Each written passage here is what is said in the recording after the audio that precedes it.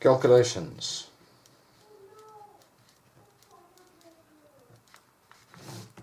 Okay, now when it comes to calculations,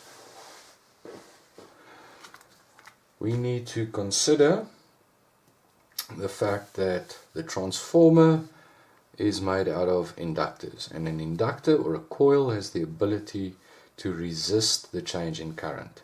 We've seen that when we apply a voltage, that the current will happen 90 degrees after the current will happen 90 degrees after the voltage has been applied. This is because of the magnetic fields that are created around the loops of the conductor and the self-inductance. So, when we want to calculate the power that is generated or converted by a transformer, we always accept the input and the output power is equal. So we say the power is equal to the voltage multiplied by the current. It's always important to know that this voltage and current must be on the same side of the transformer. In other words, either the primary voltage and current or the secondary voltage and current. But now, because there is that phase shift between the voltage and the current, I need to incorporate that phase shift into my formula as well in order to move them so that they are in phase. If I do not, this is called my active power, which is also my true power, and these are all measured in watts. Okay, if I do not incorporate this phase shift, then I get my apparent power.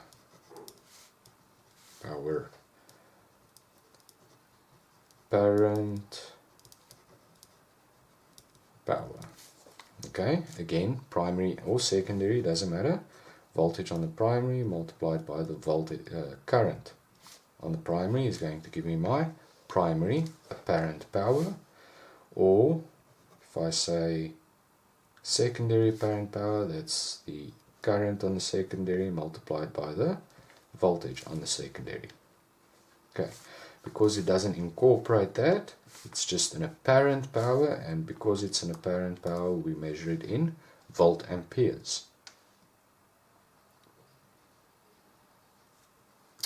Now, I've spoken about the phase shift, and I've said that we accept the input power is equal to the output power, or the primary power is equal to the secondary power. Now, power we know is the product of the voltage and the current. Because cos theta is constant in both of them, I'm going to leave that out of the formula. So primary voltage times primary current is equal to secondary voltage multiplied by secondary current. Now, if I change these into ratios, I see that the primary voltage divided by the secondary voltage is equal to the secondary current divided by the primary current. I get that by dividing both sides by Vp, dividing both sides by Vs, and dividing both sides by Ip, and that gives me that crisscross instead of having the primaries on top and the secondaries on bottom. Now, I know that the voltage is directly proportional to the number of loops, and as a result, my primary turns divided by my secondary turns is going to determine my relationship, or the ratio for the turns. Efficiency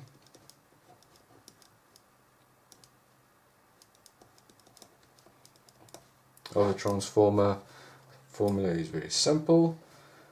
Efficiency is that N symbol is equal to power output divided by the power input, and I'll multiply that by 100%. Now in practice, the efficiency is always equal to 94 to 97%.